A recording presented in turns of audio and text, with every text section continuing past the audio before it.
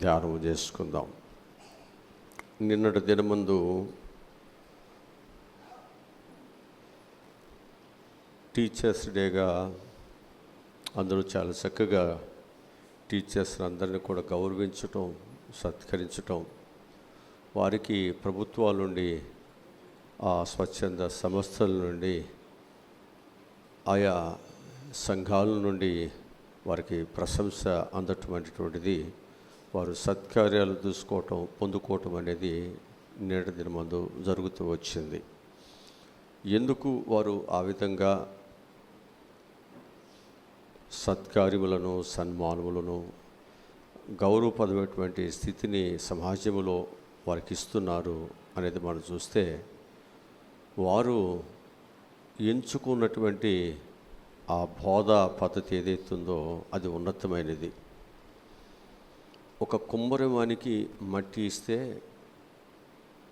దానికి ఒక రూపమును తీసుకొచ్చి దానికి ఒక విలువను ఆయన నియమిస్తాడు. ఒక కంసాలికి ఒక నిరుపమానముకు ఉన్నటువంటి ఒక బంగారం ఇస్తే ఆ బంగారం యొక్క విలువ అనేది ఉన్నప్పటికీ కూడా దాని యొక్క విలువను ఆయా వస్తువు రూపంలో పెంచి దానికి ఒక విలువను ఆయన ఇస్తూ ఉంటాడు.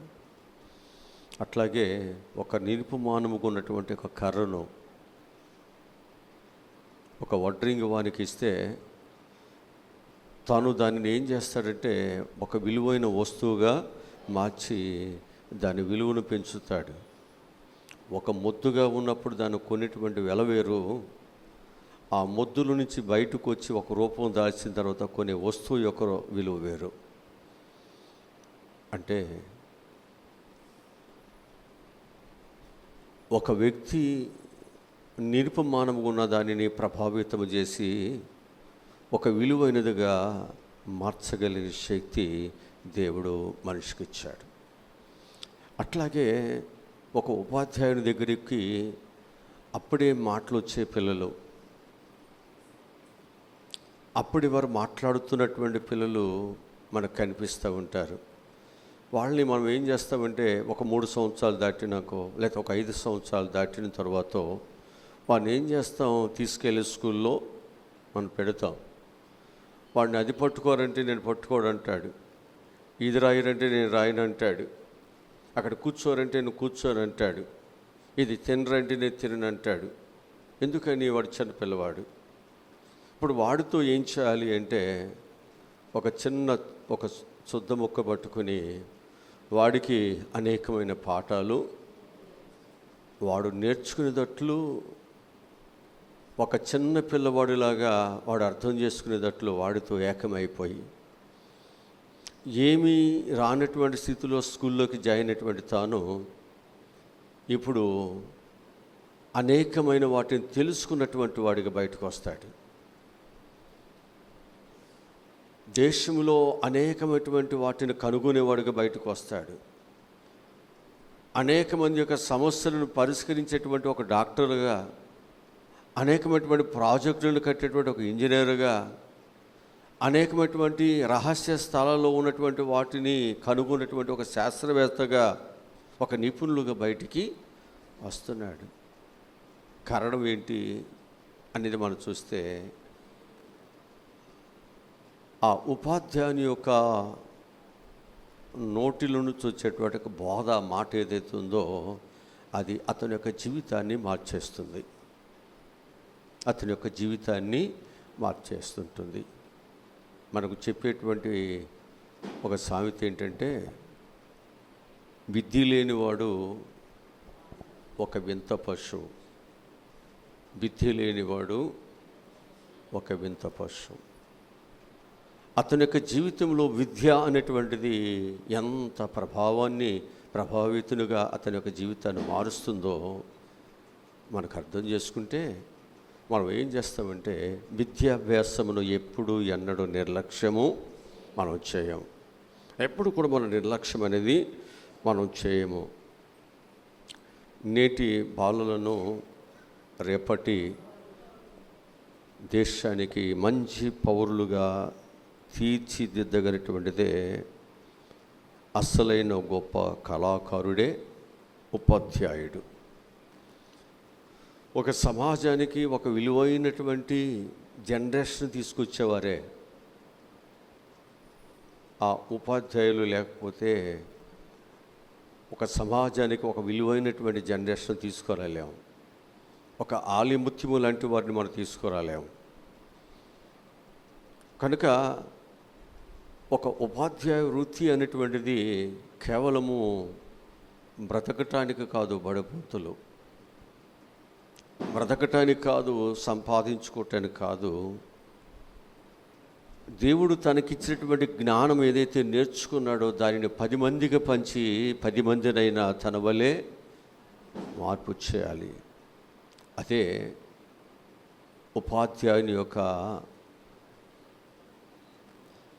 ఉపాధ్యాయునిగా ఉన్నటువంటి తన జీవితానికి సార్థకతం అవుతుంది. అలా మనం చేయలేకపోతే ఆ జీవితం వ్యర్థం అవుతుంటుంది.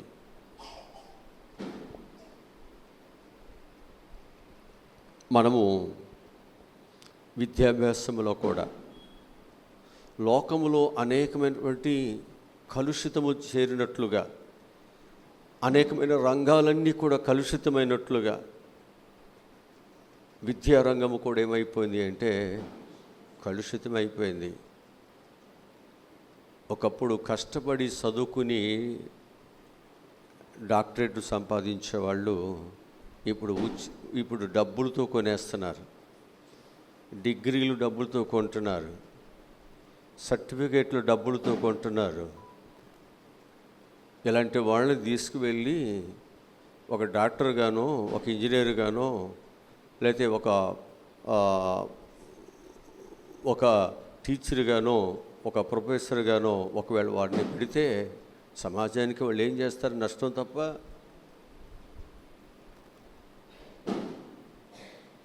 ఇలా ఏమైపోయింది అంటే అంత పొల్యూషన్ అయిపోయింది, అంత కూడా చెడిపోయింది, మొత్తం చెడిపోయింది. దీన్ని మళ్ళా తిరిగి సరిచేయాలి అంటే మరలా మనం ఏం చేయాలంటే బోధతోనే మనుషుల యొక్క జీవితాన్ని మార్చగలము అనేది మనం గ్రహించాలి. మన పిల్లలను ప్రభావితులుగా చేయగలిగేది ఒక టీచింగ్ మాత్రమే.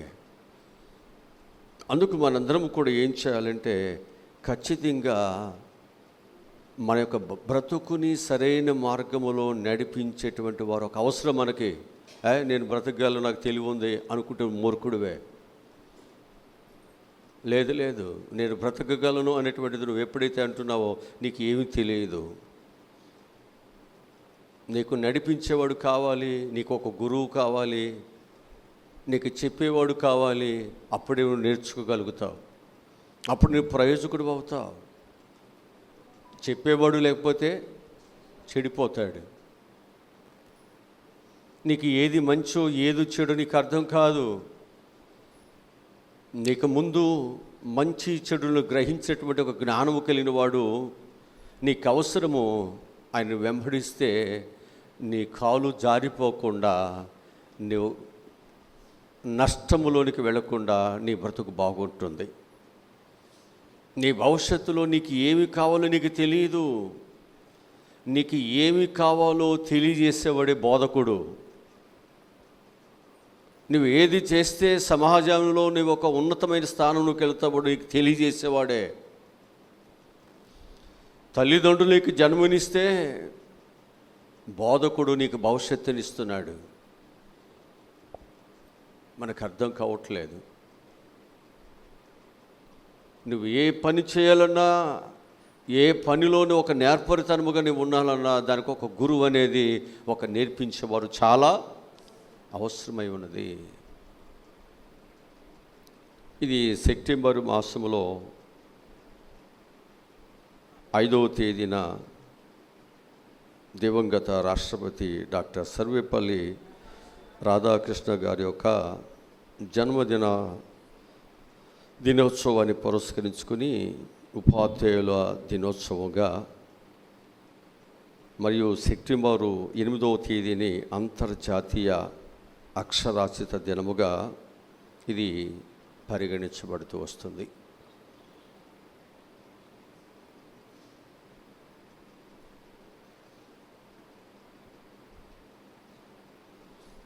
విద్య అనేటువంటిది మానవత్వాన్ని మెరుగులు దిద్దుతుంది. తల్లి ఒక ముడి సరుకుగా స్కూల్కి నేను పంపిస్తే అక్కడ నిన్ను రూపుదిద్దేది విద్యాభ్యాసం, అక్కడ గురువులు. తల్లి నిన్ను ఒక ముడి సరుకుగా తల్లిదండ్రులు నిన్ను స్కూల్కి పంపిస్తున్నారు. అక్కడ నీకు ఒక రూపాన్ని, నీకు ఒక జ్ఞానాన్ని, నీకు ఒక నడకను నేర్పిస్తున్నారు. వారు నీకు ఒక భాష నేర్పిస్తున్నారు, గౌరవాన్ని నేర్పిస్తున్నారు, సమాజంలో విలువగా ఎలా బ్రతకాలో నీకు అడుగులను వేస్తున్నారు. వారు ఒక ముడి సరుకుగా వెళుతున్నావు, ఒక నిరుపమానముగా వెళుతున్నావు. నీ భవిష్యత్తు ఏంటో నీకు తెలియని వాడికి వెళుతున్నావు. నువ్వు ఇది చదువుకుంటే నువ్వు ఇలా అవుతావని చెప్పేసి నీలో ఉన్న టాలెంట్ను గుర్తించి నిన్ను ఆ విధంగా వారే ప్రోత్సాహపరుస్తారు. చాలా విలువైనది విద్యాభ్యాసం లేక గురువులు అనే విషయాన్ని నేను మీకు జ్ఞాపకం చేస్తున్నాను. కనుక విద్య అనేది మనిషికి సంస్కారాన్ని, వినయాన్ని నేర్పిస్తుంది. కొంతమంది విద్యావంతులై ఉండి ఏమవుతారు? విద్య లేని మూర్ఖులులాగా పశుప్రాయులా ప్రవర్తిస్తారు. అందుకంటారు చదువుకున్న వాడికంటే మేలు అని చెబుతారు. చాలాసార్లు మన యొక్క జీవితాలలో మన తెలివి, మన జ్ఞానము ఎక్కువైపోయి ఏమైపోతున్నాం? బ్రష్లం అయిపోతున్నాం. మనం బ్రష్లు అవ్వటానికి కాదు, మనకు విద్యాభ్యాసం ఇచ్చింది. మనం ఏం అవ్వాలంటే మన యొక్క జీవితాల్లో సంస్కారాన్ని, వినయాన్ని మనము నేర్చుకోవాలి. ఈయన మా గురువు, ఈయన మా పాస్టర్ గారు మాకు మంచిని చెప్పేవారు. గౌరవించటం అనేటువంటిది మనం ఎప్పుడైతే మన మనసులో ఉంటుందో మనము అందరినీ గౌరవిస్తాం. మన ఇంట్లో ఒక గౌరవం లేనటువంటి వారికి ఎప్పుడైతే మనం ప్రవర్తిస్తున్నామో బయట కూడా ఎవరిని మనము గౌరవించలేము. ఎందుకంటే మన మనసులో అసలు ఆ గౌరవం అనేటువంటిదే లేదు, నేను అనేటువంటిది ఉంది. అందుకే మన యొక్క జీవితాల్లో మనం ఏమి విస్మరిస్తున్నామంటే మన విద్య ద్వారా మన గురువులు ఏదైతే నేర్పిస్తున్నారో దాన్ని మనం మర్చిపోతున్నాం. మన కొంతకాలానికి మనం ఏమైపోతున్నామంటే ఒక రాక్షసుడిలాగా మరొక విధంగా మన యొక్క జీవితాలు మార్చివేయబడుతున్నాయి. విద్య అనేటువంటిది ఆలోచన విధానాన్ని మనకు అందిస్తుంది. విద్య అనేటువంటిది జీవితాన్ని వచ్చేటువంటి శోధనలు ఏవైతే వాటిని ఎదుర్కొనేటువంటి ధైర్యాన్ని, బలాన్ని, శక్తిని మనకిస్తుంది. జీవితంలో మనకు అనేకమైనటువంటి వాటిని ఎదుర్కొనే శక్తి, ధైర్యము, బలము ఏది మనకిస్తుంది? విద్య మనకి ఇస్తుంటుంది. ప్రతి ఒక్కరి యొక్క జీవితంలో గురి అనేది ఉంటుంది. నీ జీవిత గురిని చేరటానికి నీకొక గురువు అనేది అవసరం. నీకొక గురువు అనేది మనకు అవసరం. నీకొక గురి ఉంది. నేను డాక్టర్ అవ్వాలనో, నేను ఇంజనీర్ అవ్వాలనో. నువ్వు స్వతహాగా నువ్వు డాక్టర్ అవ్వలేవు, నువ్వు ఇంజనీర్ అవ్వలేవు, నువ్వు స్పోర్ట్స్ మ్యాన్ అవ్వలేవు, లేకపోతే ఇంకోటి అవ్వలేవు. ఆ గురిని నిన్ను చేర్చగలిగేవాడు, ఆ విధంగా నేను నడపగలిగేవారు ఎవరు అంటే గురువు ఒక్కరే. అంతే కదా. ఇప్పుడు నేను పాపిని అని నీకు తెలియచేయటానికి నీకు బోధించేటువంటి ఒక బోధకుడు నీకు అవసరం. నువ్వు బైబిల్ చదివితే నీకు అర్థం కాదు, బోధకుడు కావాలి నీకు. నాకు చదువచ్చు, నేను చదువుకుంటానని నీకు అర్థం కాదు. దానిలో ఉన్నటువంటి సారాంశాన్ని, సత్యాన్ని మేము గ్రహించి దాన్ని తిరిగి నేను మీకు అర్థమయ్యేటట్లుగా నేను చెప్పాలి. అది చెప్పినప్పుడే నీ జీవితంలో ఒక మార్పు అనేది, ఓ నేను ఈ విధానంలో ఉన్నాను కాబట్టి అంటే నేను కూడా పాపినే కదా అని గ్రహిస్తావు. నేను పాపములో నుండి, శాపములో నుండి నేను తప్పించి నేను పరలోకానికి ఒక మంచి వ్యక్తిగా నేను రూపాంతరం చేసి తీసుకెళ్ళేవారు ఒక దైవచర్యలో. కనుక మనం ఏం చేయాలి అంటే మనకు జీవితాల్లో నాకు ఒక విలువను, లేకపోతే నాకు ఒక పాఠాన్ని, నాకు ఒక గౌరవాన్ని, నాకు ఒక మంచి స్థితిని ఇస్తున్నటువంటి వారిని నేను ఎప్పుడు ప్రేమించాలి.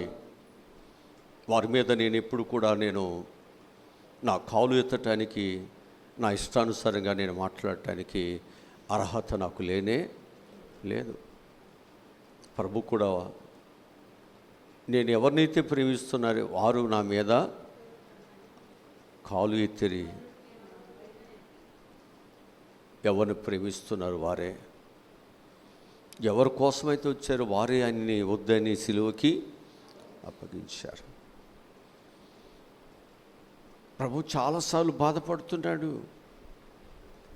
ఒక మేలు చేయటానికి వచ్చిన వాడికి కీడు చేయటం, ఒక ఉద్ధరించడానికి వచ్చినటువంటి వాడిని పాడు చేయటం ప్రభు చూసి బాధపడుతున్నాడు. ఒక సందర్భంలో అంటాడు, ఇలాంటి వాడు పుట్టకుండా ఉన్న మేలు అంటాడు. ఎవరి సందర్భంలో అంటే ఇస్కరియోతు సందర్భంలో ప్రభు మాట్లాడతాడు.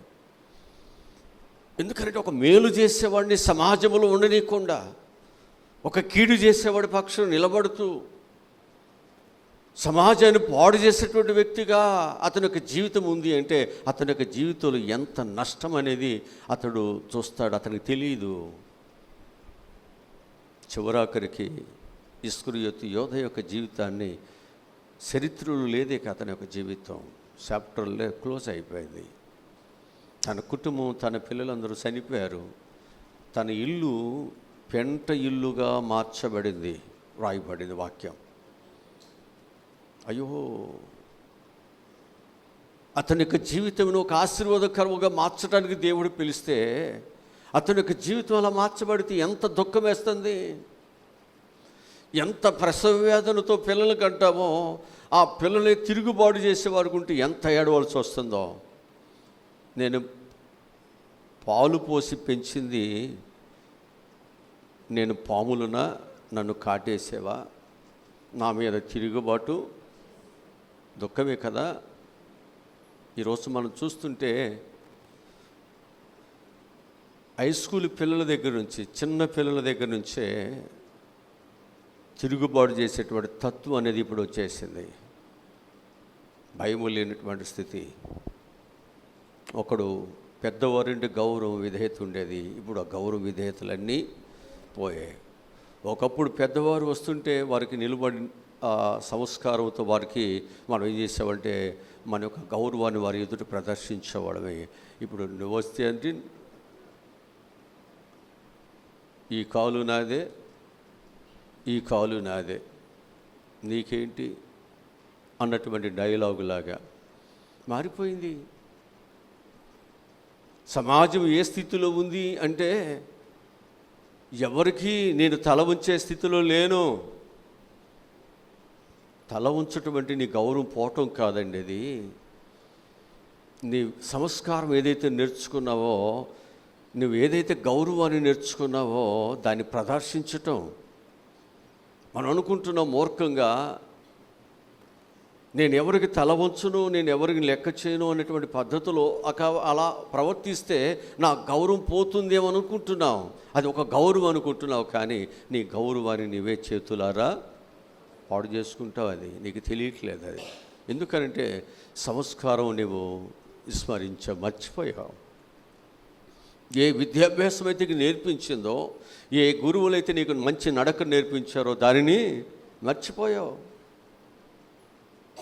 మనకు బైబిల్ చెప్తుంది, బాలుడు నడవలసిన త్రోవల వాడిని వాడు పెద్దవాడు అయినప్పుడు వాడు మంచిగా నడుస్తాడన్నాడు. తల్లిదండ్రులు నేర్పుతున్నారు, వాడు పెద్దవాడు అయినప్పుడు తల్లిదండ్రుల మార్గం నడవట్లేక వాడు నేర్పించిన దానిలో వాడు సొంత మార్గం ఏర్పాటు చేసేసుకుంటున్నాడు. స్నేహితుల ద్వారానో, యూట్యూబ్ ద్వారానో, వాటి ద్వారానో, వీటి ద్వారానో వాడు ఒక బ్యాక్గ్రౌండ్ని లేకపోతే ఒక మార్గాన్ని చేసుకున్నాడు. తల్లిదండ్రులు అంటాడు, ఇదేనారా మీకు నేర్పింది, ఏడుస్తున్నాడు.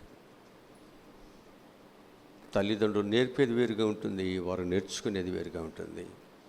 గురువులు నేర్పేది వేరుగా ఉంటుంది, వారు నేర్చుకునేది నడిచే నడక వేరుగా ఉంటుంది.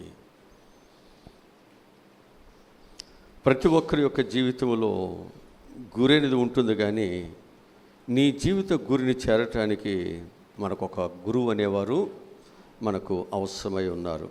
గురువు అనగా జ్ఞానం అనే అజ్ఞానం అనేటువంటి చీకటిని జ్ఞానం అనే శక్తిచే పారదురులేవాడే గురువు. గురువు అంటే ఏమిటనమాట? అజ్ఞానం అనేటువంటి చీకటిలో ఉన్నటువంటి వ్యక్తిని జ్ఞానం అటువంటి శక్తిచే పారద్రోలేవాడే గురువు. తన జ్ఞానముతో ఏం చేస్తాడనమాట?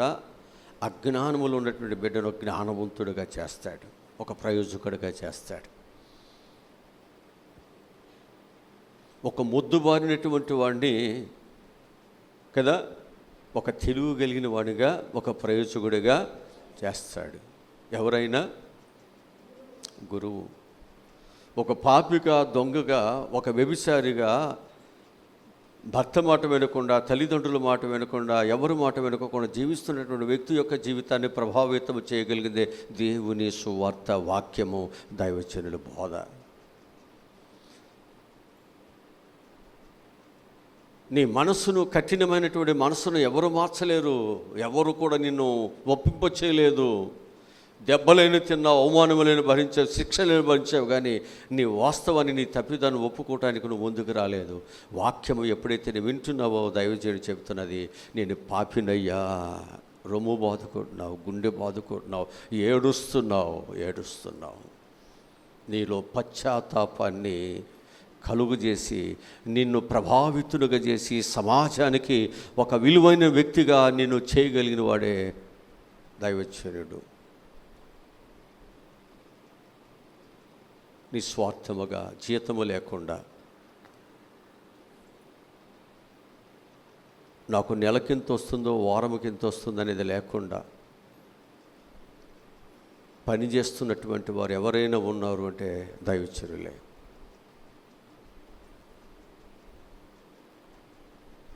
దైవ సన్నిధికి వారమల్లా కష్టపడి ఆదివారం నువ్వు వస్తే వేస్తావు, రాకపోతే అసలు ఎంతమంది వస్తారో కూడా గ్యారంటీ, ఒక ఫిగర్ ఉండదు నాకింత అని. అయినా దేవుడు అప్పగించిన పనిని నమ్మకముగా, నన్ను దేవుడు పోషిస్తాడు, నా దేవుడు నాకు సహాయమును చేస్తాడు, నన్ను పిలిచిన వాడు నమ్మదగిన వాడని నమ్మి ఏం చేస్తాడట? దేవుని యొక్క పనిని ఆయన చేస్తూ దేవుని రాజ్యాన్ని ఇక్కడ కడుతున్నాడు, అనేకులను సంపాదించి. నేను వచ్చినప్పుడు కూడా మీరు ఎవరో ఇంతమంది లేరు ఇక్కడ కదా.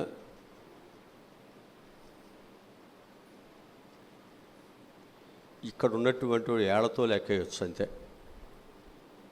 నేను వచ్చినప్పుడు ఇక్కడ ఉన్న వాళ్ళని ఇప్పుడు కూర్చున్నటువంటి వాళ్ళు ఒక 5-6 ఉంటారేమో అంతే.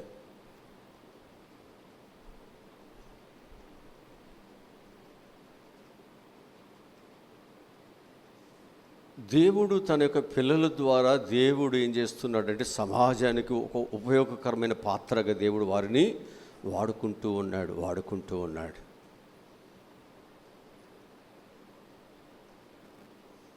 నోహ కాలము నుండి, ఆది కాలము నుండి మనం చూసుకుంటూ ఉంటే ఒక్కొక్క తరములో ఒక్కొక్కరు దేవుడు ఏం చేస్తున్నాడంటే ఒక ప్రభావం కలిగినటువంటి ఒక శక్తిగా దేవుడు తన ప్రజలను దేవుడు వాడుకుంటున్నాడు.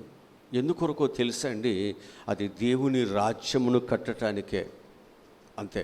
మనమేదో సంపాదించుకోవటానికో, మనమేదో తొలదొకటానికి కాదండి. అది దేవుని పని చేయాలి. ఇక్కడ మనం దేవుని కొరకు నిలబడాలి. బైబిల్ మనకు బోధిస్తున్నటువంటి మాట, గురువు సేవ చేయనిదే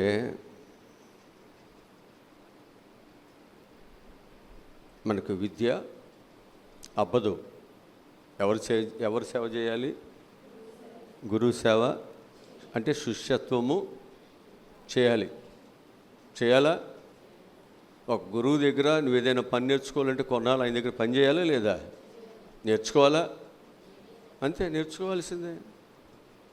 లేకపోతే నీకెలా వస్తుంది పని?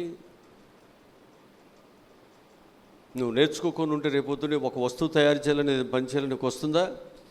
రాదు. అందుకే గురువు సేవ ఖచ్చితంగా శిష్యుడు చేయాల్సిందే. మన పరమ గురువు మన ప్రభు అయిన యేసుక్రీస్తు ఆయన పాదాల చెంత గడపనదే జ్ఞానోదయం అనేది మనకు రాదు. ఇక్కడ పాత నిబంధనలో ఒక పాట ఉంది. సామెతల గ్రంథము 4వ అధ్యాయము మొదటి వచ్చి ఉండి మనం చదివితే అక్కడ కొన్ని మాటలు మనకు కనిపిస్తాయి. సామెతల గ్రంథము 4వ అధ్యాయము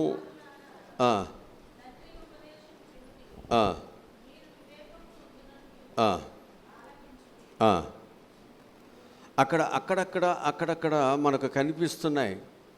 ఆ ఉపదేశం వింటే, ఆ మాట వింటే ఆ కుమారుడికి ఎలాంటి జీవితం ఉందో చెప్తున్నాడు అక్కడ.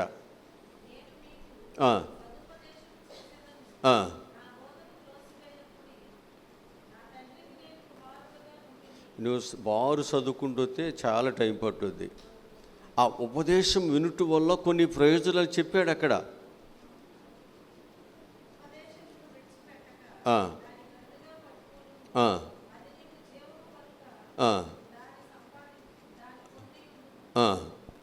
అదేమిస్తుంది? ఆ ఉపదేశము నీకు జీవాన్ని ఇస్తుంది. అందుకు ఆ ఉపదేశాన్ని పొందుకో.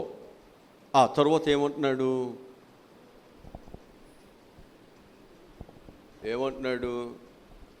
మీ బైబిల్లో ఏమీ లేదు, నా దగ్గర ఉన్న బైబిల్లోనే ఉంటుంది, అంతేనా?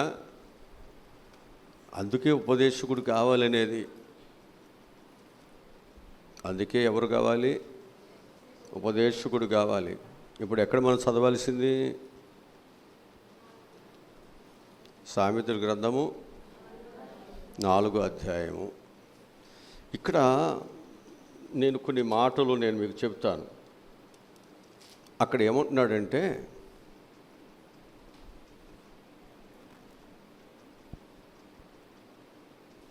జ్ఞానము సంపాదించుకున్నటే జ్ఞానమునకు మూలము.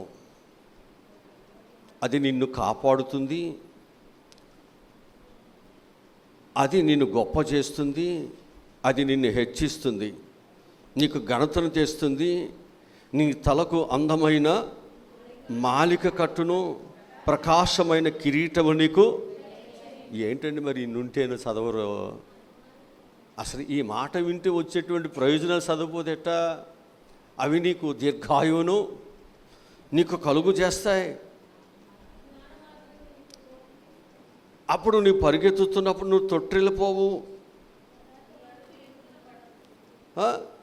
దాన్ని గట్టిగా పట్టుకును, అది నీకు జీవమును కనుక దానిని పొంది ఉండము. ఇలా చెప్పుకుంటూ పోతే చాలా విషయాలు మనకు కనిపిస్తున్నాయి. అందుకే దీనిని ఏమనొచ్చు అంటే సొలొమోను యొక్క స్కూల్లో నేర్చుకునేటువంటి జ్ఞానం. ఇది ఎవరు రాశారు? సొలొమోను రాశాడు, అంతేనా? ఇప్పుడు ఈ స్కూలు, ఈ పాఠాలు, ఈ బోధ ఎవరిది? సొలొమోనుది. ఎప్పుడైతే ఈ బోధ వింటావో, ఆయన కుమారుడుగా, ఆయన కుమార్తెగా బ్రతకటానికి ఎప్పుడైతే నీవు సిద్ధపరచుకుంటావో, నీకు ఆయుష్ని ఇస్తాడు, నీకు ఈ భూలోకంలో కావలసిన ఘనతలు ఇస్తాడు, ఈ భూలోకంలో కావలసినటువంటి రాజుగా కిరీటములు, బహుమానములు, అనేకమైన వాటిని దేవుడిస్తాడు, దీర్ఘాయుష్ని ఇస్తాడు, సుఖజీవంతో కలిసి సంవత్సరములు ఇస్తాడు, శాంతిని ఇస్తాడు, దయనిస్తాడు, నెమ్మదినిస్తాడు, ఎన్నో దీవులను. ఎవరు బిడ్డగా ఉంటే? ఆయన కుమారుడుగా, ఆయన కుమార్తెగా.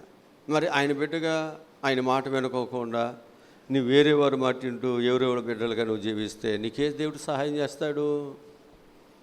అంతేనా? కోడి ఇక్కడ మేత పెడుతుంటే ఇక్కడ తిని గుడ్డు ఒక చోటు పెడితే ఆ కోడికి మళ్ళీ ఎవడు మళ్ళీ మేత వేస్తారు? అంతేనా? కనుక భార్యనంట బాగా మసాలా అన్నీ వేసి భర్తను వశపరుచుకోవాలి, అటు ఇటు వెళ్ళకుండా, ఎవరి టేస్ట్ లేకోకుండా నన్నే పొగడాలని చెప్పి భార్య బాగా ప్రయాసపడి వండి పెడుతుందంట. ఇది తింటూ అంటాడంట, అది తక్కువైంది, ఇది తక్కువైంది, ఆ పక్క అంటే అది బాగుంది అంటాడంట. ఈ రోజుకి ఆ రోజే భార్య కాస్త తిరుగుగలదంట. భార్య ఏం చేసిందంటే, ఈ పక్క అంటే అవే ఇవాళ గోంగూర పచ్చడి చేసి నీకు ఇమ్మని చెప్పిందంటే అది తింటంటాడంట. ఎప్పుడన్నా ఇట్టవు నువ్వు వండేవా అంటాడంట. గోంగూర పచ్చడి అంటే ఎప్పుడైనా విట్టాగు చేసామనుకుంటున్నాడంట. ఆమె పకాపాక నవ్వుతుందంట. అంటే అది పేడ అయినప్పటికీ ఆ పక్క అంటే అవుది అంత రుచా. నేను ఇంత ప్రేమతో ఇంత ఆప్యాయతతో నీకు ఇన్నిసార్లు వండిపెట్టి నన్ను ఎప్పుడు నిందించని రోజు. కనుక చాలాసార్లు మన యొక్క జీవితాల్లో మనకి దైవం మీద ఆయన బిడ్డలుగా, ఆయన కుమారులుగా, ఆయన కుమార్తెలుగా బ్రతకాలి అనేటువంటిది మనకు లేకపోవటం బట్టే మన చూపులు ఇలా వెళ్ళిపోతున్నాయి, మన నిందాస్పదం అయిపోతున్నాం. మనకొక దైవ సన్నిధి ఉంది, మనకొక దైవ సహవాసం ఉంది. నేను దీన్ని ప్రేమించాలి, నేను వర్ధిల్లుతాను, నా కొరకు ప్రయాసపడేటువంటి సేవకులు సంఘం అనేది ఉంది, నేను అక్కడికి వెళ్ళాలి అనేటువంటిది మనలో లేకపోవటమే మన యొక్క భ్రష్టత్వం. అది మనలో ఉంటే మనం ఏం చేయలేం, వేరే వారి వైపు కన్నెత్తి కూడా చూడవేక. మన కన్నెత్తి చూస్తున్నామంటే మన మనసులో ఏమీ లేదు. సులకన, భార్య అంటే సులకన, వంట అంటే సులకన. ఆ సులకనతోనే ఏమవుతుంది, పక్కింటి యొక్క కూర పుల్లనన్నట్టు మన చూపులు అటు వెళ్ళిపోతున్నాయి. చాలామంది యొక్క జీవితాల్లో అలాగే ఉంది. సంఘ విషయంలో, దైవ సన్నిధితో దేవునితో ఉండేటువంటి సంబంధం విషయంలో కూడా అలాగే మనం బ్రతుకుతున్నాం. ఇక్కడ మాట వింటే వచ్చేటువంటి ప్రయోజనాల గురించి పాత నిబంధనలో ఉన్నటువంటి సొలొమోను చెబుతున్నాడు. ఆ మాట విన్నటువంటి అబ్రహాము ఎంతగా దీవించబడ్డాడు. మాటలో ఆశీర్వాదాలు ఉన్నాయి. విధేయత కలిగి ఉంటే నువ్వు గొప్పవాడు అవుతావు. నువ్వు లోబడి కానీ ఆ వాక్యానికి కానీ ఒకవేళ నువ్వు చోటిచ్చి జాగ్రత్తగా బ్రతకగలిగితే దేవుడు నీకు గొప్పవాడిగా దేవుని జీవితాన్ని మార్చేస్తాడు. అలా మార్చబడటానికే దేవుడు మనకి అవకాశాన్ని దేవుడు ఇస్తున్నాడు. అందుకే దేవుడు మనతో మాట్లాడుతున్నాడు. నా కుమారుడా, నా ఉపదేశములను మరువకము, అవి సుఖజీవంతో గడుసు సంవత్సరములను, దయను, సత్యమును అవి నీకు అనుగ్రహిస్తాయి. ఇది మనకు సామెత గ్రంథం 3వ అధ్యాయంలో మొదటి వాక్యంలో ఉంటుంది. ఇది చదవవసలే. ఇది మన జీవితాలలో ఆయన మాట వింటే, నువ్వు వెలుపలికి వెళ్ళినా లోపలికి వచ్చినా, నీ పశువులు, నీ దుక్కుటెద్దులు, నీ పిండి పిసుకుతోటే, నీ గొర్రె మేక మందలు ఏమవుతాయి తెలుసు మనకి. వినకుండా ఆశీర్వాదాలు కావాలి. మరి నిద్రపోతా ఉన్నా, ప్రార్థన చేయకపోయినా, భక్తి చేయకపోయినా దేవుడు మనల్ని కాపాడాలి. మీరు శోధనలో ప్రవేశింపకున్నట్టు మెలకువ కలిగి, నువ్వు చర్చికి రాపోయినా, వచ్చి నిద్రపోతా ఉన్నా, వచ్చి వాక్యం వినకుండా నీ ఇష్టానుసారం ప్రవర్తిస్తున్నా, నీకు ఆశీర్వాదం మాత్రం కావాలి. చర్చికి వెళ్తున్నాగా బైబిల్ పట్టుకుని, చర్చి కూర్చుని వాళ్ళందరికీ ఆశీర్వాదాలు ఇచ్చేస్తాడేంటి? హాస్పిటల్కి వెళ్ళి వాళ్ళందరూ బాగుపడి వచ్చేస్తారేంటి? లేదులే. మనస్సు మారి రూపాంతరము చెందాలి. వాక్యం అంటే భయపడాలి. ఈ వాక్యము నాకు దొరకగా నేను వాటిని భుజించి తిని, దేవుని వాక్యము దొరికినప్పుడు మనం అది క్రొవ్వు మెదడు దొరికినట్లుగా ఆ రుచికరమైన భోజనాన్ని మనం తింటున్నట్లుగా దేవుని వాక్యాన్ని మనం భోజించాలి. అది జుంటే తేనె దారాల కంటే ఇష్టంగా ఉన్న వాళ్ళకి అలా ఉంటుంది, రుచిగా ఉంటుంది. ఇష్టముగా ఉన్న వాళ్ళకి అది ఇష్టముగా ఉంటుంది. ఆ ఇష్టతగా ఉంది కాబట్టే దైవజనుడి మాట వింటున్నారు, వాక్యాన్ని వింటున్నారు, వాక్యానికి విధేయత కలిగి ఉంటున్నారు. అది ఇష్టము లేనప్పుడు వ్యతిరేకత, తిరుగుబాటుతనం, అక్కడే మన యొక్క జీవితాల్లో మనము బలహీనులుగా మన జీవితాలు మార్చివేయబడుతున్నాయి.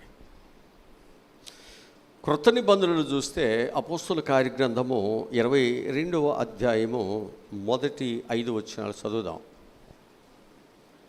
అపోస్తుల కార్యగ్రంథము 22వ అధ్యాయము మొదటి నుండి చదువుదాం.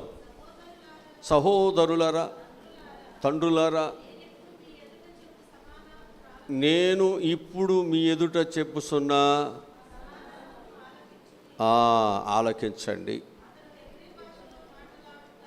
ఆయన హెబ్రీ భాషలో మాటలాడుట వారు విని ఎక్కువగా నిశ్శబ్దముగా ఉండిరి. ఇక్కడ జ్ఞాపకం చేసుకుంటే అపోస్తలుడైన పౌలు సువార్త అందిస్తున్నప్పుడు ఆయన పట్టుకున్నారండి, కొట్టి చంపేయటానికి యెరూషలేములో యూదులు పట్టుకున్నారు ఆయన్ని. అప్పుడు ఈయన మాట్లాడుతున్నాడు, నేనెవరినో కాదయ్యా, నేను కిలికియాలోని తార్సులో ఉండినటువంటి నేను యూదుడను. ఇదిగో నేను మాట్లాడుతున్న భాష మీకు తెలుసు కదా. నేనేం భాష మాట్లాడుతున్నాను? హెబ్రీ భాష మాట్లాడుతున్నాను. అంటే నేను ఎవరో మీకు తెలుసు కదా అని ఆయన ఎవరో చెబుతున్నాడు. అయితే ఈ పట్టణంలో, ఈ పట్టణము పేరు ప్రఖ్యాతులు గాంచినటువంటి పట్టణము, ఈ పట్టణములో ఉన్నటువంటి ఈ విద్యాభ్యాసము చాలా ఉన్నతమైనది. ఈ స్కూల్లో చదువుకోవాలంటే ఇక్కడ ఎవరు పడితే వాళ్ళు చదువుకునేది కాదు, ఎవరు పడితే వాళ్ళకి అక్కడ సీటు రాదు. అక్కడ పేరు ప్రఖ్యాతులు గణించినటువంటి గొప్ప విద్యను బోధిస్తున్నటువంటి ఒక గురువు ఉన్నాడు. ఆ గురువు దగ్గరనే పాఠాలు నేర్చుకున్న శిష్యుడిని అని ఆయన గురువు ఎవరో చెప్తున్నాడు అక్కడ. గమానియేలు పాదముల యొద్ద నేను పెరిగి, అంటే ఆ సమాజం అందరూ కూడా ఎవరిని గుర్తిస్తున్నారు, ఎవరు గౌరవిస్తున్నారంటే గమానియేలు గారు. ఆయనకి బాగా తెలుసు, బైబిల్ పాఠాలు తెలుసు ఆయనకి, ధర్మశాస్త్రం ఆయనకి తెలుసు, ఆయనకి చరిత్ర అంతా ఆయనకు తెలుసు. ఆయన దగ్గర నేను విద్యాభ్యాసం నేర్చుకున్న శిష్యుడినయ్యా, నేను ఎక్కడెక్కడో అక్కడక్కడ చిన్న చిన్న స్కూళ్ళు చదువుకునేవాడిని కాదు, ఎక్కడ పడితే అక్కడ నేర్చుకునేవాడిని కాదు నేను అని ఆయన యొక్క పూర్వపు స్థితిని చెబుతున్నాడు ఇక్కడ. మన పితరుల యొక్క ధర్మశాస్త్ర సంబంధమగు నిష్ఠయందు శిక్షితుడనై మీరందరూ ఉన్న ప్రకారమును దేవుని గూర్చినటువంటి ఆసక్తుడై ఉండి ఈ మార్గములో ఉన్నటువంటి పురుషులను, స్త్రీలను కూడా బంధించి చెరసాలలో వేయించు మరణం వరకు కూడా హింసించినటువంటి వాడిని. దేని కొరకు? యోధా మతము కొరకు. నేను నేర్చుకున్నదే దాని కొరకు కాబట్టి దాని కొరకు నేను అందరికంటే పౌరుషము కలిగి, నా తోటి వారు ఎవరూ కూడా నాతో సమానమైనటువంటి వారు ఎవరూ లేరు. అలా నేను ఆ మతము కొరకు, ఆ మార్గము కొరకు నేను ఎంతో కష్టపడినటువంటి వ్యక్తిని. ఇందును గూర్చి ప్రధాన యాజకులను పెద్దలందరూ సాక్ష్యము లేకుండా నేను ఇప్పుడు ఈ సంఘాలు ఇవన్నీ హింసించడానికి లేకపోతే ఇవన్నీ చేయటానికి నాకు నేను వెళ్ళలేదు. ఆ ప్రధాన యాజకులు, ప్రభుత్వం ఏదైతే ఉందో, లేకపోతే ఆ జడ్జీలు ఎవరైతే ఉన్నారో, న్యాయాధిపతులు ఎవరైతే, వారు నాకు ఒక అధికారం ఇచ్చారు. ఆ అధికారముతో నేను వెళ్ళి పనులన్నీ అరాచకాలని చేస్తున్నాను. నేను వారి వలన తీసుకుని వెళ్ళి అక్కడి నుంచి ఈయన కూడా ఒక ఆర్డర్ తీసుకున్నాడంట. ఎక్కడ దండించడానికి? దమస్కులో ఉన్నటువంటి అక్కడ సంఘమును కూడా దండించడానికి, వాడిని కూడా శిక్షించడానికంట ఈయన ఒక పత్రాలు తీసుకుని వెళుతున్నాడంట.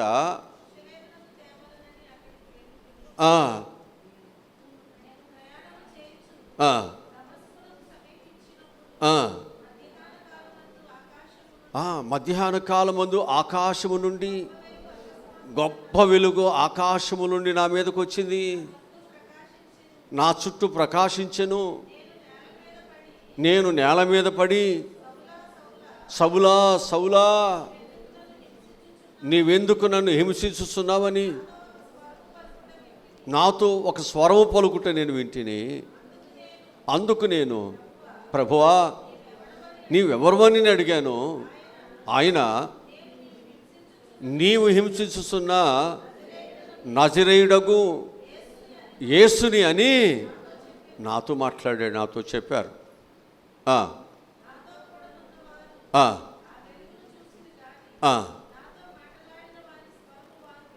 అంటే పౌలే కాదు, తనతో పాటు కొంత సైన్యం కూడా వెళుతుంది. వెలుగును వాళ్ళు చూశారు, పౌలుతో పాటు వాళ్ళు కూడా పడిపోయారు. కానీ మాట్లాడింది పౌలు ప్రభుతో మాట్లాడాడు, ప్రభు పౌలుతో మాట్లాడాడు. వారికి తెలియదు, వారు స్పృహ తప్పి పడిపోయారు. ఈ విషయాన్ని చెప్తున్నాడు. ఇక్కడ నేను పంపించింది యాజకులు, ప్రధాన యాజకులు పంపించారయ్యా, వారి సాక్షులు. నేను ప్రయాసపడ్డాను, మతము కొరకు ప్రయాసపడ్డాను, కానీ ఈరోజు నేను మార్పు చెందానంటే నేను ఆ యోధా మతమును విడిచిపెట్టి నజరేటువంటి యేసుక్రీస్తు సిలువ వేయబడినటువంటి యేసు యొక్క శిష్యుడుగా ఆ సిలువ స్వార్థను, ఆ సిలువను భుజం మీద వేసుకుని ఆయన నిజమైన దేవుడని సమాజంలో నేను మాట్లాడుతున్నాను అంటే ఈ వ్యతిరేకత కలిగి నేను ప్రభు కొరకు బ్రతుకుతున్నానంటే ఇది నాలో నుండి కలిగింది కాదయ్యా, ఆ ప్రభు నాతో మాట్లాడాడు. ఇప్పుడు నా నేత్రాలు తెరవబడ్డాయి. నేను వెళుతున్న మార్గము కరెక్టో కాదో నాకు తెలియదు. నా పెద్దలకు నాకు నేర్పించగా నేను ఆ మార్గములో వెళ్ళి ఇదే సత్యం అనుకున్నాను. కానీ నా దేవుడు ఇది కాదు అని చెప్పి నేనే సత్యము, నేనే జీవము, నేనే మార్గం అని ప్రభువు నాకు చెప్పి ఆయన యొక్క మార్గములోనికి ఆయన నన్ను పిలుచుకున్నాడు. నాటి నుండి ఆ శిలువ సాక్షిగా బ్రతకటానికి నేను తీర్మానం చేసుకున్నాను. ఆ తీర్మానం చేసుకున్నాను కాబట్టే దాని కొరకు చనిపోవటానికైనా నేను సిద్ధముగా ఉన్నాను. నా ప్రాణం ఎంత మాత్రం నాకు ప్రియమైనది కాదు. బ్రతుకుట క్రీస్తు కొరకే, చావైనా. ఒక కఠినమైన వ్యక్తి మార్పు చెందాడు అంటే దేవుడి యొక్క స్వరము వినటమే. ఈరోజు నేను దేవుని స్వరం వింటేనే మార్పు అనేది వస్తుంది. నీ విలువ పెరుగుతుంది, నీ బ్రతుకు మార్చబడుతుంది. నువ్వు వెనుకోకుండా ఊరికే వచ్చిగా నువ్వు వెళ్ళిపోతూ ఉంటే ఆ వాక్య ప్రభావము నీకు ఏమీ మేలు చేయదు. మనమే మేలు చేయాలంటున్నాం. మేలు దేవుడు ఎలా చేస్తాడు? వింటే చేస్తాడు, లోబడితే చేస్తాడు, విడిచిపెట్టమన్న వాటిని విడిచిపెడితే చేస్తాడు. నువ్వు తీసుకున్నటువంటి మార్గము సరైనది కాదు అని నువ్వు గ్రహించి నువ్వు సరైన మార్గంలోకి వస్తే దేవుడు నీకు సహాయమును చేస్తాడు. దేవుడు చెప్పిన నీ మార్గమును నువ్వు వెళుతూ, నీ ఆలోచనలు వెళుతుంటే నీకు దేవుడు ఎలా మేలు చేస్తాడు? తప్పు దేవునిది కాదండి. వాక్యమును వింటూ వాక్య ప్రకారముగా మార్పు చెందకుండా బ్రతుకుతున్న మనలోనే ఉంది. వాక్యము లేక ఒక బోధకుడు మంచిగా బోధిస్తున్నాడు, లేకపోతే ఒక టీచర్ చక్కగా టీచింగ్ చేస్తున్నాడు, నువ్వు దానిని గ్రహించలేకపోవటమే నీ యొక్క జీవితంలో వెనుకబాటు. ఆ గ్రహించిన వాడేమో ముందుకు దూసుకెళ్తున్నాడు, గ్రహింపు లేని వాడేమో ఎక్కడేసిన గొంగళి అక్కడే ఉంటున్నాడు. ఈరోజు మన జీవితాల్లో మనం గ్రహిస్తే దేవుని వాక్యాన్ని నువ్వు రూపాంతరం చెందుతావు, మార్పు చెందుతావు. సత్యము కొరకు లాభకరమైన వాటినండి క్రీస్తు కొరకు నష్టముగా ఎంచుకుని ప్రభు కొరకు జీవిస్తావు. ఇది ఎవరి బోధ? ఇది ఎవరి బోధ? పౌలు యొక్క బోధ. ఇంకొక బోధ ఎవరిది? సొలొమోను బోధ. అది సొలొమోను స్కూలు. ఇది ఎవరి స్కూలు? ఇది పౌలు స్కూలు. యేసుప్రభు స్కూల్ ఉందండోయ్, అది కూడా చెప్పాలి మీకు. ఇదేంటయ్య గారు ఆ స్కూల్ ఈ స్కూల్ చెప్పేవి కానీ అసలు అసలైన స్కూల్ చెప్పలేదు కదా. అసలైన స్కూల్ ఎవరిది? యేసుప్రభు యొక్క స్కూలు. యేసుప్రభు యొక్క స్కూల్లోనంట యేసుప్రభు వారంట చాలా చక్కగా మాట్లాడతాడంట, ఉపమాన రీతిగా మాట్లాడతాడంట. నువ్వు వెళుతున్నటువంటిది నీకు తెలుసో తెలీదో నీకు తెలియజేసేటట్లుగా ఆయన మాట్లాడతాడంట. ఆయన బోధలు అలా ఉన్నాయి కాబట్టే అనేకులు ప్రభు దగ్గరికి ఎన్నో సంవత్సరాలుగా వారు మాది యోధామతం చెప్పుకునేటువంటి వారందరూ సంపాదించినటువంటిది యేసుక్రీస్తు వారు 3.5 సంవత్సరాలలో వారు కళ్ళు తిరిగేటట్లుగా జనసమూహాన్ని దేవుడు ఏర్పాటు. ఆయన్ని ఒక విప్లవ నాయకుడని లేతే దేశద్రోహి అని రకరకాలుగా ఆయన మీద ముద్ర వేశారు. ఆయన వాక్యము దొంగలను మార్చింది, వ్యభిచారులను మార్చింది, తిరుగుబోతుతనంతో ఉన్న వారిని మార్చింది, అనేకమైనటువంటి దోసుకునే వారిని మార్చింది. మార్చిందా? మార్చిందండి, మార్చేసింది. వాక్యము నీలోకి ఎప్పుడైతే నువ్వు ఆహ్వానిస్తావో వాక్యము నీలో పనిచేస్తుంది. ఎప్పుడైతే నీ జబ్బు ఉందని దాని స్వస్థత కొరకు డాక్టర్ ఇచ్చిన మెడిసిన్ ఎప్పుడైతే నీలోనికి నువ్వు వేసుకుంటావో ఆ మెడిసిన్ నీలో పనిచేస్తుంది, నీ జబ్బు నుంచి విడుదల చేస్తుంది. ఆ వాక్యమైన మెడిసిన్ నీలోకి వెళ్ళనీయకుండా నువ్వు ఎంతకాలం అయితే నీవు అలాగే మూత వేయబడుతుందో, నోరు తెరవకోకుండా దాన్ని హృదయములకు చేర్చుకోకుండా అంతకాలము నువ్వు అంతే నీ వ్యాధితోనే ఉంటావు. పాపం అనే వ్యాధి, శరీరం అనే వ్యాధులు అలాగే ఉండిపోతాయి. మార్పు చెందో ఆ వాక్యము నీలో ఏ విధమైన ప్రభావాన్ని తీసుకురాలేదు. అందుకే ప్రభు యొక్క బోధలోకి వచ్చిన వాళ్ళు, స్కూల్లోకి వచ్చినటువంటి వారందరూ ఏం చేశారో తెలుసు, వారికి కలిగినవన్నీ విడిచిపెట్టేశారు. అన్నీ విడిచిపెట్టేసి ప్రభు దగ్గరికి, అబ్బా ఆ బోధ, ఆ సమర్పణ, ఆ త్యాగము వేరండి. బ్రతికితే క్రీస్తు కొరకు బ్రతుకుతాను, లేకపోతే చచ్చిపోతాను. అందుకే వారు కరువులో ఉన్నా, కాటకములో ఉన్నా నాకేం పర్వాలేదు, నా ప్రభు ఉంటే నాకు చాలని వారి యొక్క జీవితాల్లో వారు బ్రతుకుతూ నేర్చుకున్నారు. జక్కే మోసగాడు కదా, ధనాపేక్ష కలిగిన వాడు కదా, అలాంటి వాడు ఏమయ్యాడు? ప్రభు యొక్క బిడ్డగా అక్రమాలు, అన్యాయాలన్నీ విడిచిపెట్టేసి ప్రభు బిడ్డగా మారిపోతున్నాడు.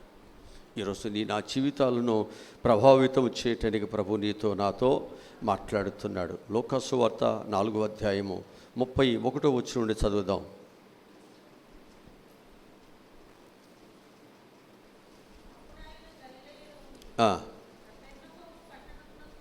వచ్చి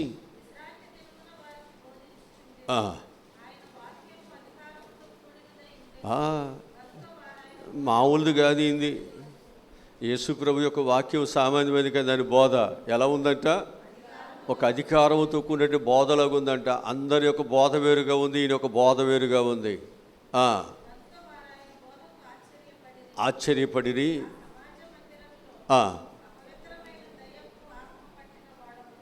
ఉండెను.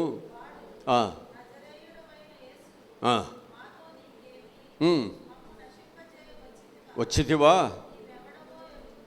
మేము ఎరుగుదుము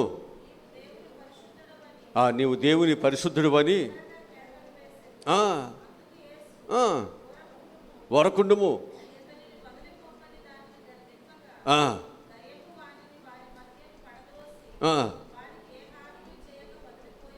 వదిలిపోయాను.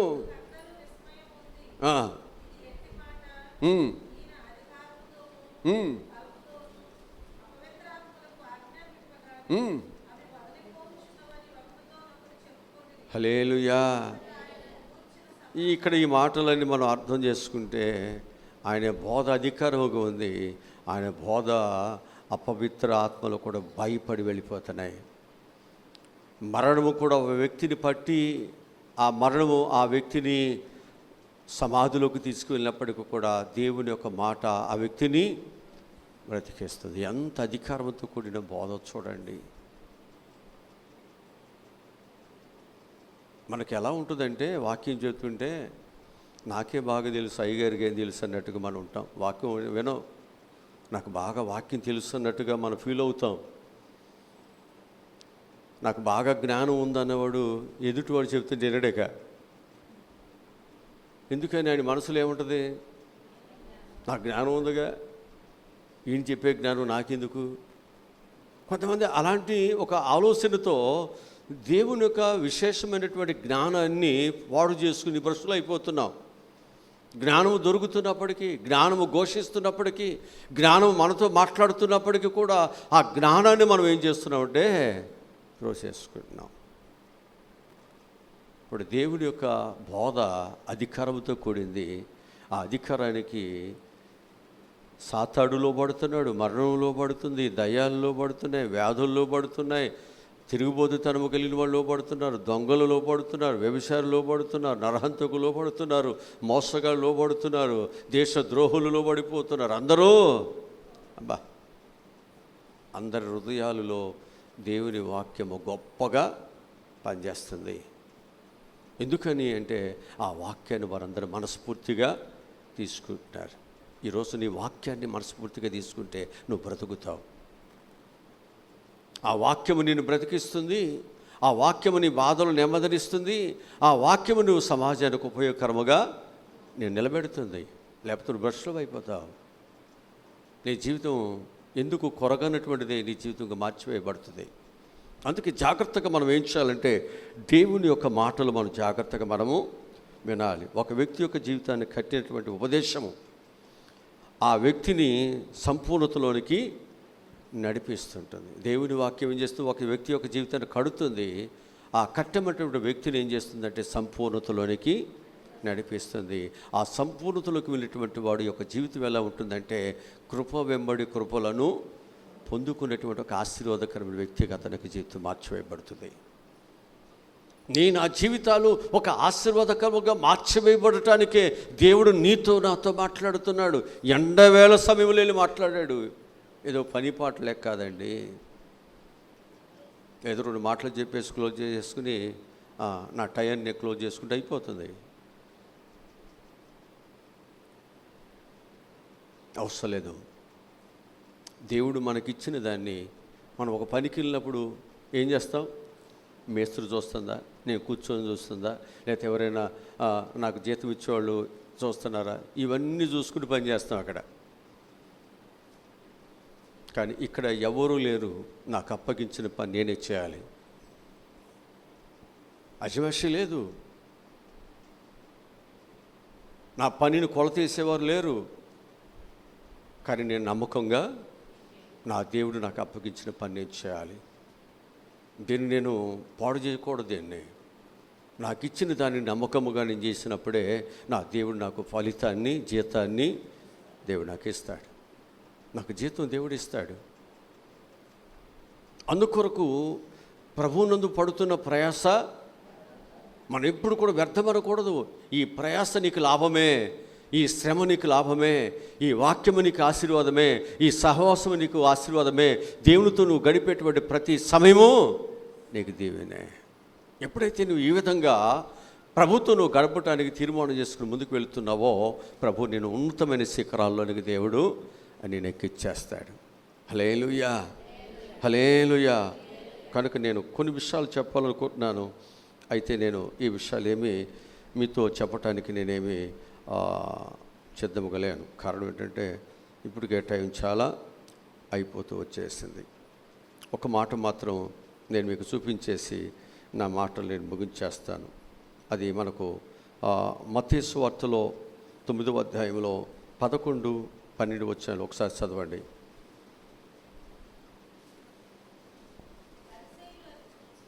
పరిసయ్యులు అది చూశారు. ఇంత గొప్ప మాటలు చెబుతున్నాడు, ఈయన వెళ్ళి ఎక్కడ కూర్చున్నాడు? సుంకర్లతో పాపులతో కూర్చుని ఏం చేస్తున్నాడు? అది మరి ఆ రోజుల్లో ఈ సుంకర్లు పాపులని ఏం చేసేవాళ్ళు? యూదులు కలవనిచ్చేవాళ్ళు కాదు. వాళ్ళు అంటరాని వాళ్ళకు పక్కన పెట్టేవాళ్ళు. ఒకప్పుడు మనల్ని కానీ అంటరాని వాళ్ళకి పక్కన నిలబెట్టేవాళ్ళు. అక్కడ వాళ్ళు కూడా అలాగే చేసేవాళ్ళు. అంటే ఈ స్థితి అన్ని ప్రాంతాల్లో, అన్ని దేశాల్లో కనిపిస్తుంది. ఇప్పుడు ప్రభు అందరిని ప్రేమిస్తున్నాడు. ఎవరు నశించిపోవటం ప్రభుకి ఇష్టము కాదు. అందుకే దేవుని యొక్క బోధ అనేటువంటి ప్రత్యేకంగా ఉంది. ఆ బోధ కలిగిన వాడుగా నడుస్తున్నాడు. అందరిని కలుపుపోతున్నాడు. అందరి దగ్గరతో మాట్లాడుతున్నాడు. అందరితో కలిసి ఏకమైపోతున్నాడు. అందుకే అనేక మంది ఏమవుతున్నారు? ప్రభుని వెంబడిస్తున్నారు.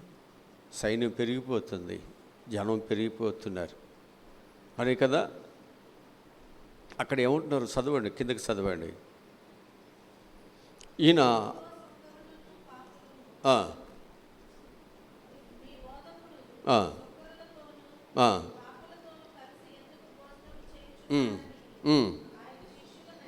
అడిగిరి.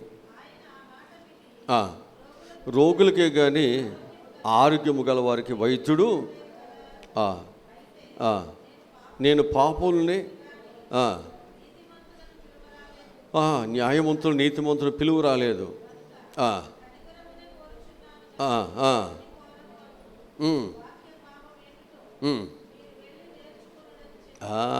అది వాళ్ళకి తెలియట్లే. భావం తెలియకుండా సమాజంలో గొప్పవాళ్ళని వెళ్ళిపోతున్నారు. కానీ వాక్య భావాన్ని మీరు నేర్చుకోండి. యేసుప్రభు వారు ఒక వ్యక్తితో అంటాడు, కొత్తగా జన్మిస్తాడు, పరలోక రాజ్యానికి వెళ్తాడంటాడు. ఆయనకు ఒళ్ళు మండిపోద్ది. నీకు చిన్నపిల్లోడిలా కనబడుతున్నానా? నేను ఎంత చదువుకున్నాను, నాకు ఎంత జ్ఞానం ఉంది, ఈ చుట్టుపక్కల ఇక నా ప్రసంగం తప్ప నా బోధ తప్ప ఇక ఎవరు బోధలు వెండ్రు, అలాంటి నాకే నువ్వు వచ్చి కొత్తగా జన్మించమంటావా? ఆయన కిందక పైగా చూస్తున్నాడు. ఆయన పెద్ద ఆయన, వయసులో అన్నిటిలో యేసుప్రభు చిన్న ఆయన. మనమైతే ఏమంటాం? గుడ్డు వచ్చి ఎక్కడుతుందా? ఆ పెద్ద చిన్న అనేది లేదా? కుడి ఎడమ అనేది లేదా? అప్పుడు యేసుప్రభు వారు ఆయనతో మాట్లాడితే ఆయన అంటాడు, మా అమ్మ ఎప్పుడు చచ్చిపోయిందిగా, మళ్ళీ నేను మా అమ్మ గర్భంలోకి వెళ్ళాలా? కొత్తగా జన్మించమని చెప్తున్నావుగా అంటే ఆయనకు అర్థం కాల, వాక్యం అర్థం కాల. అందుకే నువ్వు నేర్చుకునైనా నీకు వాక్యం అర్థం కాకుండా నువ్వు బ్రతుకుతున్నావు, వాక్యం అర్థం చేసుకో. అప్పుడు అన్నాడు, కొత్తగా జన్మించమంటే మళ్ళీ తల్లి గర్భంలోకి వెళ్ళి మళ్ళీ పుడతాం కాదు నాయన. ఒక 9 నెలలు 10 నెలలు ఉండి ఒకడు నీటి మూలముగా కానీ ఒకడు ఆత్మ మూలంగా జన్మిస్తేనే వాడు పరలోకానికి చెందిన బిడ్డ అవుతాడు. ఆహా, అట్టగా అంటే మనకి ఏమవుతుంది? మనం అనుకున్నటువంటిది తప్పు చెడు అని మనకు తెలియకుండా బ్రతికిపోతున్నాం. అది తప్పు చెడు సరిచేసేటువంటి ఒక బోధకుడు అవసరం, జ్ఞానం కలిగిన వాడు. అప్పుడు అతడు ఏమయ్యాడంటే దేవుని బిడ్డగా మార్పు చెందుతున్నాడు. మార్పు అనేటువంటిది నీ జీవితంలో కలగాలంటే మనకేం కావాలి? జ్ఞానంతో కూడిన, అధికారంతో కూడిన బోధ అవసరం. ఆ బోధ ఎప్పుడైతే నీవు వింటున్నావో నీ జీవితాన్నే మార్చేస్తుంది, నీ ఆలోచన మార్చేస్తుంది, నువ్వు సమాజానికి ఉపయోగకరమైన వ్యక్తిగా నీ జీవితాన్ని కట్టేస్తుంది. హల్లెలూయా. ఇలా నేను చెప్పుకుంటూ పోవాలంటే చాలా విషయాలు చెబుతాను. అయ్యగారు విడిచిపెట్టడేమో అని మీరు అనుకోవచ్చు. 10ంటికి నేను వెళ్ళిపోవాలి కదా అనుకోవచ్చు. కనుక మన దరిదాపు ఒక అరగంట దాకా ప్రార్థన చేసేసాం. 9:30 అయిపోయింది. అక్కడి నుంచి మళ్ళా సాక్ష్యము, మళ్ళీ అక్కడి నుంచి వాక్యము కదా, కొంచెం టైం పడుతుంది. అయినా మీకేం పర్వాలా. దేవుని యొక్క వాక్యము మీ జీవితాల్ని ప్రభావితం చేయాలి. మన చీకటి బ్రతుకులు వెలుగులోనికి తీసుకువెళ్ళాలి. వాక్యముని జీవితంలో వెలుగుని వెదజల్లాలి. అదే నా ఆశ. నువ్వు కోరుకుంటే ఇక్కడ నీకు ఖచ్చితంగా దేవుడు నీకు ఆ వెలుగుని దేవుడు నీకు ఇస్తాడు. ఆ వెలుగు నాకు కావాలి అంటే ఆ వెలుగైన దేవుని మాట అందరూ వినాల్సిందే. విన్నవారు వినుటకు మాత్రం వింటున్నారు, దాన్ని గ్రహించట్లేదు. అలా ఉంటే ఉపయోగం లేదు. మనం వినాలి, విన్న దాని ప్రకారము మనము నడుచుకోవాలి. నడుచుకుంటే నువ్వు ధన్యుడివే. నడుచుకుంటే రొట్టె విరిగి నేతులు పడినట్టు నీ బ్రతుకు బాగుపడిపోయినట్లే. ఖచ్చితంగా దేవుని పక్షాన్ని దేవుడి కార్యాన్ని దేవుడు చేస్తాడు. తల ఉంచండి, ప్రార్థన చేసుకుందాం. మా ప్రభువారేశ్వరుడా, ఈరోజు చెప్పినటువంటి ప్రతి వాక్యమును బట్టి చాలా వందనాలు. బిడ్డల యొక్క జీవితాలలో ప్రభువా ఏ విధమైనటువంటి ప్రభావాన్ని దేవుడు కలుగు చేశాడు.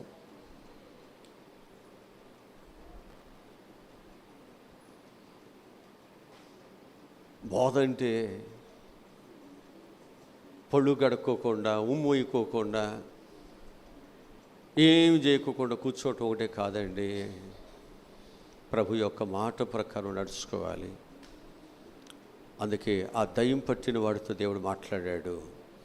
విశ్రాంతి దినం మీద చేయకూడదు అంటున్నారు. నాకు నా బిడ్డ ముఖ్యము, నా బిడ్డ ప్రాణము ముఖ్యము. నీకు నీ ధర్మశాస్త్రం, నీ మనుషులు నీకు ముఖ్యమైతే ఇదిగో నా పోలికలు వచ్చేవాడు నా పిల్లలు ముఖ్యము. అందుకే మీరు వారిని వెలివేస్తే నేను వారితో కలిసి ఉంటున్నాను, వారితో కలిసి నేను నడుస్తున్నాను, వారితో కలిసి భోజనము చేస్తున్నాను. వాళ్ళు నా పిల్లలు. నువ్వు విడదీసి భక్తి చేస్తున్నావు, నేను అందరితో కలిసి భక్తిని చేస్తున్నాను. అవును, ఈరోజు ప్రభువా అలాంటి ఒక నమ్మకమైనటువంటి పిల్లలుగా వాక్యమునైనా మా బ్రతుకులను ప్రభావితం చేసి మార్చేది ఉన్నట్లుగా నేను వాక్య వెలుగులోనికి నేను రావటానికి మీరే సహాయములను దయచేయమని బిడ్డలు తిరిగి వారి వారి గృహాలకు వెళుతుండగా క్షేమం తీసుకెళ్ళండి. మళ్ళీ మేమందరం కలిసి ప్రభువా రేపు ప్రభు బలులు మేమందరం ఉంటా సహాయం దయచేయండి. ఇంకా ప్రార్థిస్తున్న పిల్లలు చాలామంది ఈ నైట్ ప్రభు పాదాల దగ్గర కూర్చుని ప్రార్థించబోతుండగా వారిని బలపరచండి, వారి శక్తినివ్వండి. వారు నిద్రతో బలహీనులు కాకుండా, ఈ నిద్ర లేకుండా దేవునితో గడుపును బట్టి వారు ఎక్కడ బలహీనులు కాకుండా ఉన్నట్లు సహాయములను దయచండి. మళ్ళీ రేపు జరిగేటువంటి ఆరాధనలో శక్తి కలిగిన పిల్లలని ఎదుట మేము ఉంటా సహాయములను దయచేయమని యేసు నామములో ఈ మనవలి ప్రార్థనలు అడిగి పొందుకుని ఉన్నాము తండ్రి. మన పరమ తండ్రి దేవుని ప్రేమ, మన రక్షకున్నటువంటి యేసు క్రీస్తు యొక్క కృప, పరిశుద్ధాత్ముని యొక్క అన్యోన్య సహవాసము, ఆదరణ ఇప్పుడు ఎల్లప్పుడూ సదాకాలము తోడే ఉన్ననుగాక. ఆమేన్. ఆమేన్.